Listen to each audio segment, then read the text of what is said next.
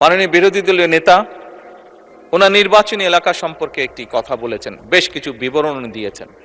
এই সংসদে আজকে দাঁড়িয়ে আমি আমার অবস্থান থেকে পরিষ্কারভাবে বলতে চাই, অনুরোধ জানাবো মাননীয় বিরোধী দলীয় নেতাকে, মাননীয় বিরোধী দলীয় নেতা, আমি যে মন্ত্রণালয়ের অধীন কাজ, আমার পাশেই সেই মিনিস্টার সাহেব বসে আছেন।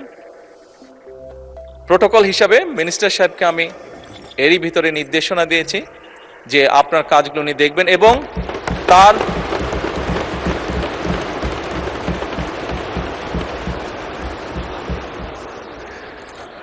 বিরোধী দলীয় উপনেতা বোধহয় কিছু বলতে চাইছেন, কোনো অসুবিধা নেই।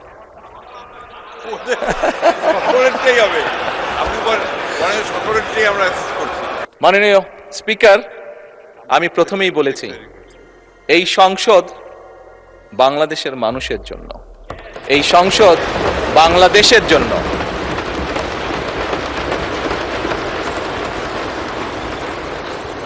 মাননীয় স্পিকার, যে কথাটি বলছিলাম, আমি বিরোধী দলের নেতা এবং উপনেতা, স্বাভাবিকভাবে যেহেতু ওনারা নেতা এবং উপনেতা, স্বাভাবিকভাবে লিডার তো কিছুটা প্রায়োরিটি পাবেই। ওনাদের দুজনকে বলব, দয়া করে আপনাদের বিষয়গুলো যদি আমার অফিসেও যদি একটা কপি পাঠিয়ে দেন, আমি নিজে চেষ্টা করব দেখার জন্য বিষয়গুলো।